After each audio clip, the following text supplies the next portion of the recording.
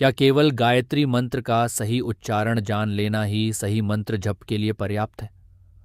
हम में से बहुत लोग प्रतिदिन गायत्री मंत्र का जाप करते हैं। शब्द सही होते हैं, उच्चारण भी सही होता है। फिर भी एक प्रश्न भीतर बना रहता है, क्या हम केवल मंत्र का उच्चारण कर रहे हैं या वास्तव में उसकी साधना कर रहे हैं?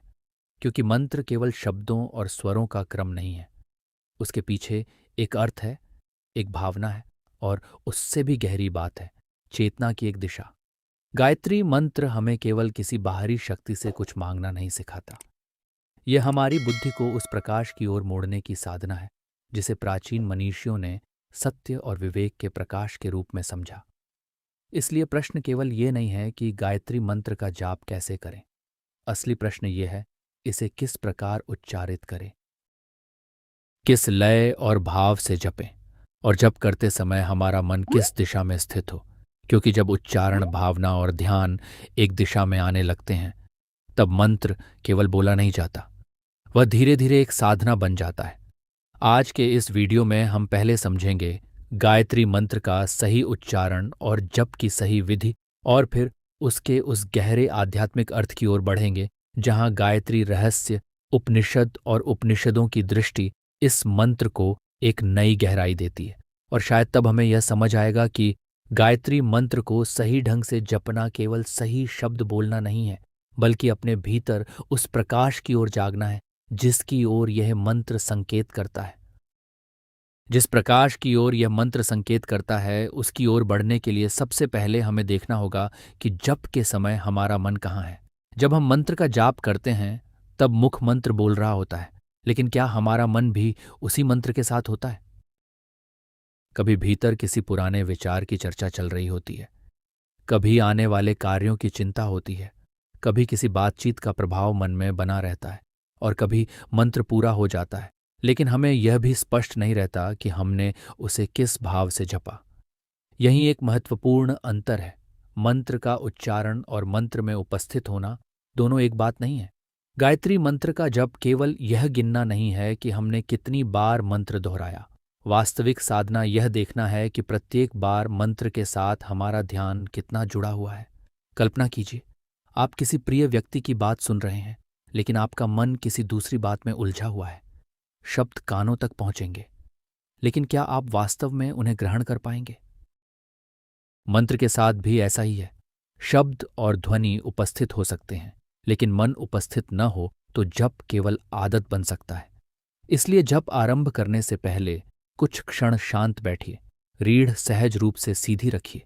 श्वास को बदलने का प्रयास मत कीजिए, केवल अपनी स्वाभाविक श्वास को अनुभव कीजिए। फिर अपने भीतर एक स्पष्ट संकल्प रखिए, अब कुछ समय के लिए मेरा ध्यान केवल मंत्र के साथ रहेगा। पहला मंत्र उच्चारित कीजिए, लेकिन केवल बोलिए मत, अपने ही उच्चारण को ध्यान से सुनिए।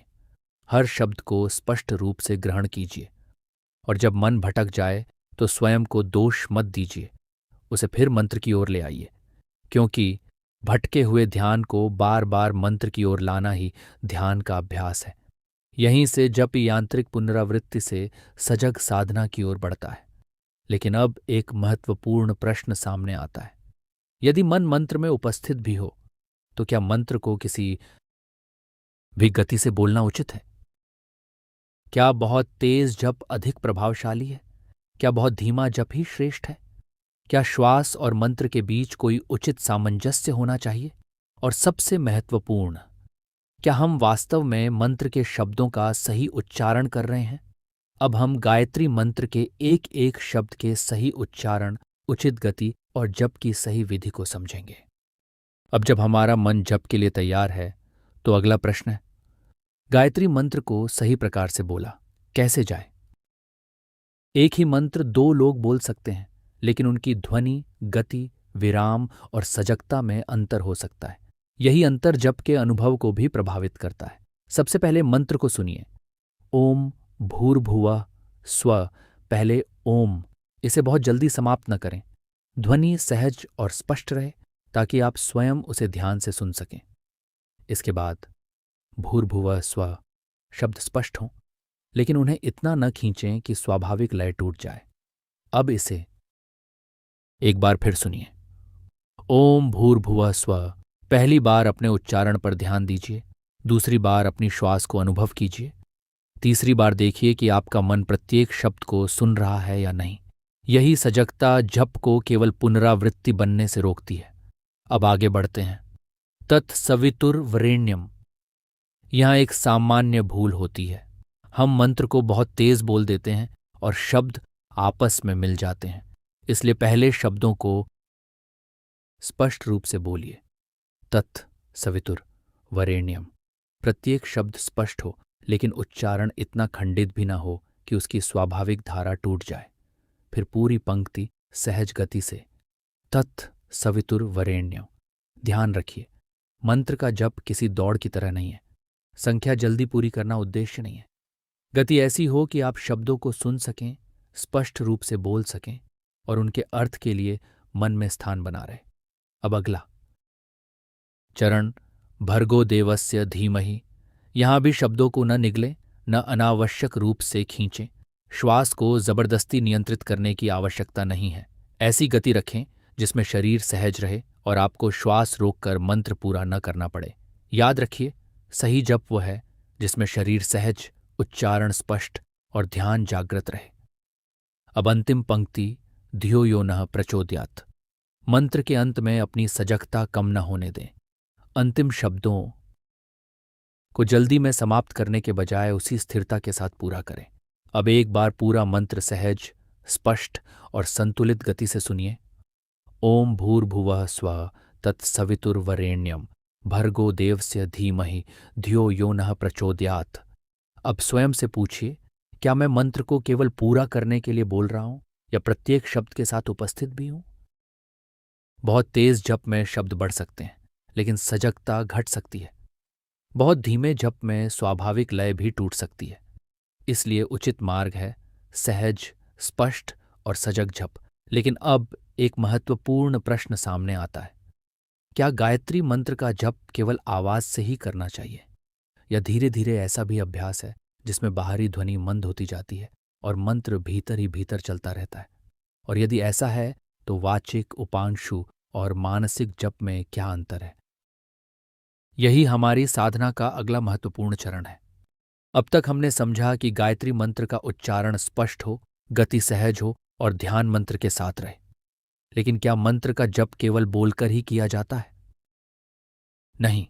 जप के 3 प्रमुख स्तर हैं: वाचिक जप, उपांशु जप और मानसिक जप। वाचिक जप में मंत्र का उच्चारण स्पष्ट रूप से सुनाई देता है। जब मन बहुत चंचल हो तब अपनी ही आवाज को सुनना ध्यान को बार बार मंत्र की ओर लौटाने में सहायक हो सकता है। लेकिन उद्देश्य ऊंची आवाज में बोलना नहीं है। उद्देश्य है मन को मंत्र के साथ जोड़ना। दूसरा है उपांशु जप। इसमें मंत्र बहुत धीमे स्वर में जपा जाता है। बाहरी ध्वनि कम होती जाती है और ध्यान धीरे धीरे भीतर की ओर आने लगता है। फिर आता है मानसिक जप। इसमें मंत्र का बाहरी उच्चारण नहीं होता। मंत्र मन में स्पष्ट रूप से उपस्थित रहता है। लेकिन यहाँ एक सूक्ष्म बात है। मानसिक जप का अर्थ केवल मन में मंत्र को तेजी से दोहराते रहना नहीं है। यदि मंत्र भीतर चल रहा है और साथ ही अनेक विचार भी चल रहे हैं तो केवल बाहरी आवाज के समाप्त हो जाने से साधना गहरी नहीं हो जाती। इसलिए मानसिक जप में सजगता और स्पष्टता और भी आवश्यक हो जाती है। अब एक छोटा सा अभ्यास कीजिए। पहले गायत्री मंत्र को स्पष्ट स्वर में जपिए, फिर उसी मंत्र को बहुत धीमे स्वर में दोहराइए और अंत में कुछ क्षण बिना आवाज के मन में मंत्र को रखिए। अब स्वयं देखिए किस अवस्था में आपका मन अधिक स्थिर हुआ, कहाँ ध्यान जल्दी भटका और किस अवस्था में मंत्र के शब्द सबसे स्पष्ट रहे। यही अनुभव आपको अपनी साधना के लिए उपयुक्त अभ्यास समझने में सहायता करेगा। किसी एक स्तर को श्रेष्ठ मानकर तुरंत आगे बढ़ना आवश्यक नहीं है। वास्तविक प्रश्न ये है, क्या आपका ध्यान मंत्र के साथ है? क्या शब्द स्पष्ट हैं? क्या अर्थ के लिए मन में स्थान बन रहा है? और क्या जप समाप्त होने के बाद भी कुछ क्षण वही सजगता बनी रहती है? यहीं से हम मंत्र साधना के अगले गहरे प्रश्न तक पहुंचते हैं। हमने जाना कि मंत्र कैसे बोलना है, किस गति से बोलना है और किस प्रकार जप करना है। लेकिन अब प्रश्न यह है, मंत्र के शब्दों का अर्थ हमारे भीतर क्या कर रहा है। क्योंकि वर्षों तक मंत्र दोहराते रहने पर भी यदि अर्थ से हमारा संबंध न बने तो क्या जप केवल पुनरावृत्ति बनकर रह सकता है। यहीं से हमारी यात्रा आगे बढ़ती है, शब्द से अर्थ की ओर, जप से ध्यान की ओर और ध्वनि से भीतर की जागरूकता की ओर। अब तक हमने जाना कि गायत्री मंत्र का जप केवल शब्दों का उच्चारण नहीं है। उच्चारण स्पष्ट हो, गति सहज हो, श्वास पर अनावश्यक दबाव न हो और सबसे बढ़कर मन मंत्र के साथ उपस्थित हो। लेकिन यदि कोई व्यक्ति नियमित रूप से सही उच्चारण के साथ गायत्री मंत्र का जप करे और फिर भी भीतर अपेक्षित शांति, एकाग्रता या स्पष्टता अनुभव न करे तो प्रश्न उठता है, कमी कहाँ है? क्या मंत्र में या हमारे जप करने के तरीके में? यही मंत्र साधना की कुछ सामान्य भूलें सामने आती हैं। पहली भूल है यंत्रवत जप। मंत्र चलता रहता है, मुख शब्द बोलता रहता है और मन केवल गिनती पूरी करता रहता है। प्रश्न ये है, आज कितनी बार मेरा मन वास्तव में मंत्र में उपस्थित था? दूसरी भूल है केवल संख्या पर ध्यान देना। बहुत अधिक जप करना गलत नहीं है, लेकिन यदि संख्या बढ़ती जाए और सजगता घटती जाए तो साधना का उद्देश्य पीछे छूट सकता है। तो स्वयं से पूछिए, क्या मैंने मंत्र को जपा या केवल उसकी पुनरावृत्ति पूरी की? तीसरी भूल है मंत्र के अर्थ से संबंध टूट जाना। बार बार दोहराए गए शब्द कभी कभी केवल ध्वनि बन जाते हैं।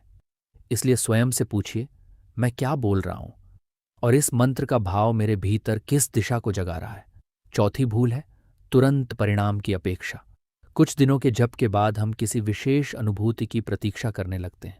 मन तुरंत शांत हो, ध्यान गहरा हो या कोई असाधारण अनुभव हो, लेकिन साधना का परिवर्तन कई बार बहुत सूक्ष्म होता है। हो सकता है जहां पहले आप तुरंत क्रोधित होते थे, अब एक क्षण रुकने लगे। हो सकता है किसी निर्णय में थोड़ी अधिक स्पष्टता आने लगे। बाहरी परिस्थिति वही हो, लेकिन उसके प्रति आपकी प्रतिक्रिया बदलने लगे। इसलिए स्वयं से यह भी पूछिए, जप समाप्त होने के बाद मैं कैसा व्यक्ति बनकर उठता हूं?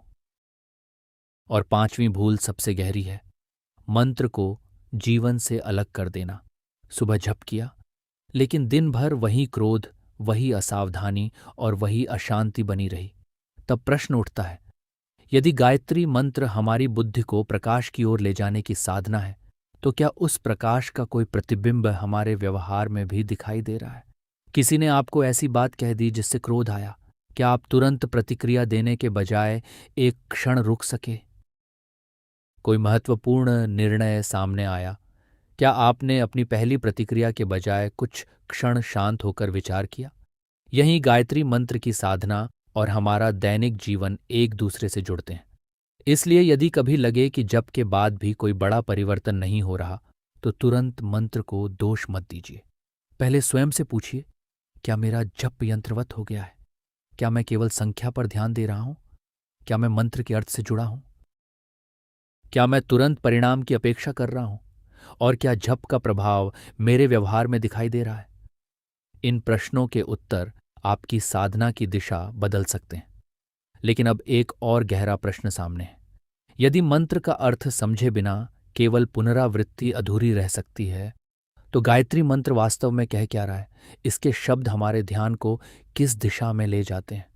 और जब मंत्र का अर्थ केवल समझ में नहीं आता बल्कि जप के भीतर जीवित होने लगता है, तब क्या मंत्र केवल जप रह जाता है? यहीं से हमारी यात्रा शब्द से अर्थ और अर्थ से ध्यान की ओर बढ़ती है। यदि इस वीडियो को सुनते हुए आपको अपने गायत्री मंत्र के जप में कोई ऐसी बात समझ आई है जिसे आप अब अधिक सजगता और श्रद्धा के साथ अपनाना चाहते हैं, तो नीचे टिप्पणी में गायत्री मंत्र लिखकर इस पवित्र मंत्र के प्रति अपनी श्रद्धा व्यक्त कर सकते हैं। साथ ही अपने शब्दों में यह भी बताइए कि आज से आप अपने गायत्री मंत्र के जप में कौन सी एक बात सुधारना या अपनाना चाहते हैं। आपका अनुभव किसी अन्य साधक के लिए भी प्रेरणा बन सकता है।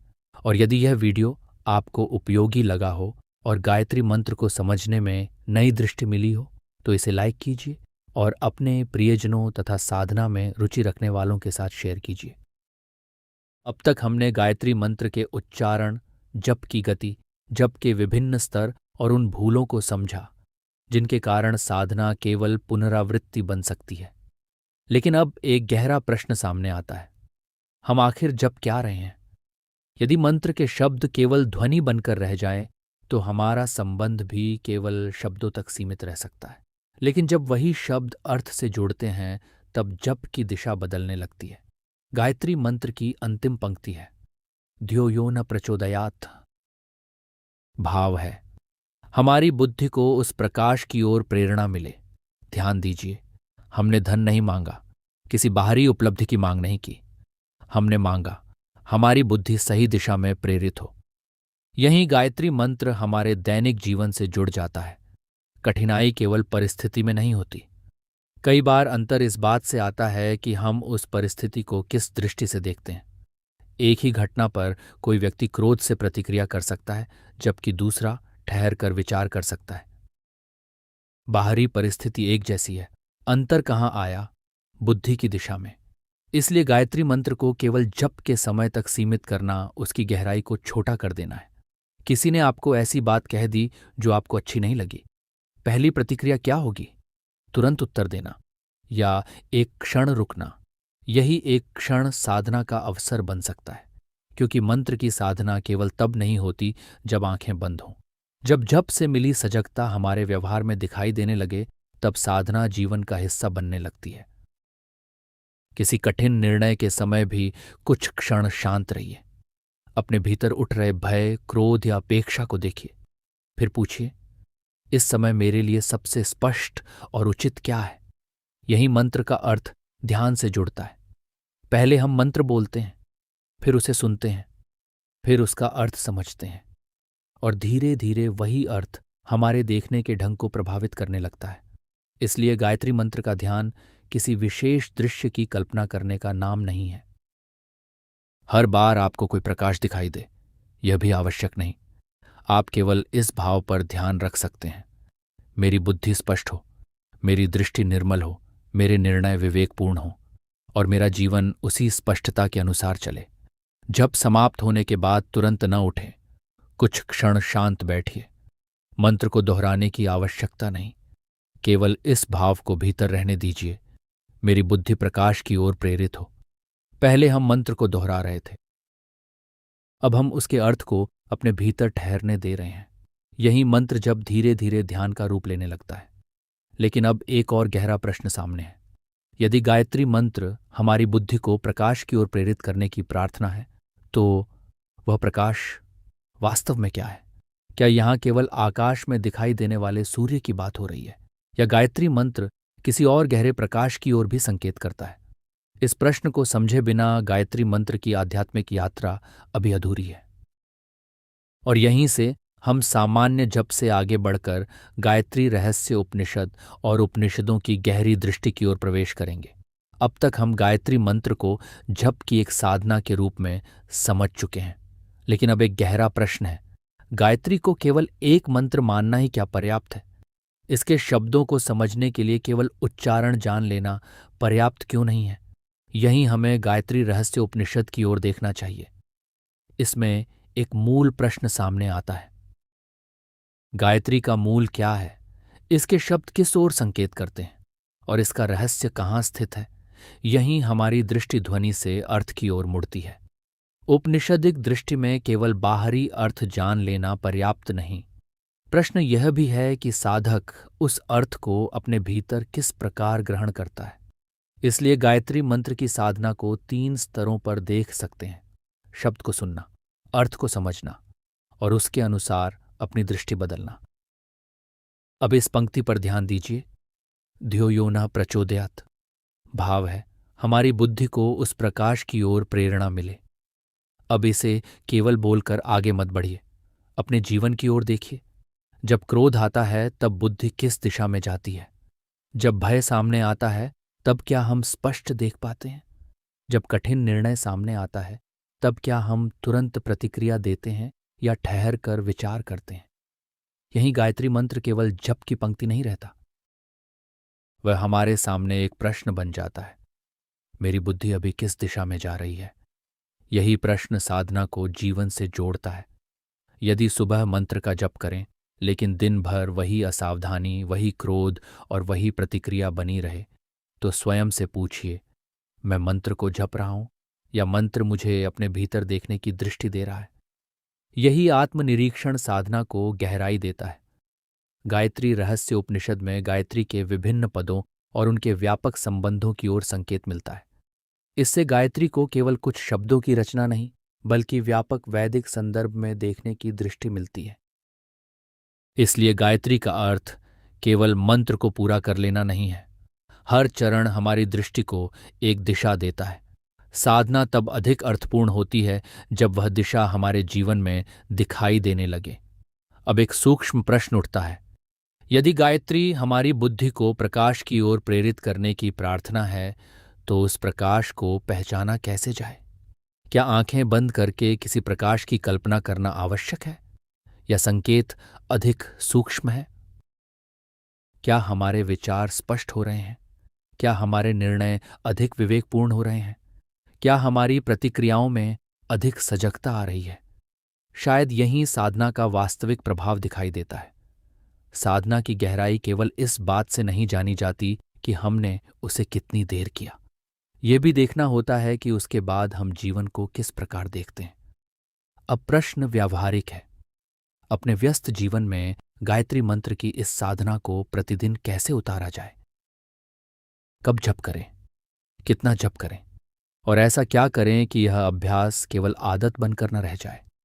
अब हम गायत्री मंत्र को केवल जप के समय से आगे ले जाकर दैनिक जीवन की साधना के रूप में समझते हैं।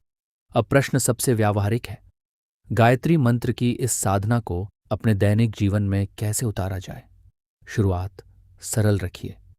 प्रतिदिन ऐसा समय चुनिए जिसे आप लंबे समय तक नियमित रूप से निभा सकें। प्रातःकाल, संध्या या अपनी परिस्थिति के अनुसार कोई शांत समय। समय से अधिक महत्वपूर्ण है नियमितता। बैठते ही मंत्र आरंभ न करें। कुछ क्षण शांत रहिए, शरीर स्थिर रखिए, श्वास सहज रहने दीजिए। फिर सजग होकर गायत्री मंत्र का जप आरंभ करें। जप समाप्त होने के तुरंत बाद उठिए मत। कुछ क्षण शांत बैठकर स्वयं से पूछिए, आज मैं इस मंत्र की भावना को अपने जीवन के किस एक कार्य में उतार सकता हूँ? किसी से कठोर बात करनी हो तो क्या मैं अपने शब्दों में संयम रख सकता हूँ? कोई कठिन निर्णय सामने हो तो क्या मैं प्रतिक्रिया देने से पहले कुछ क्षण ठहर सकता हूँ?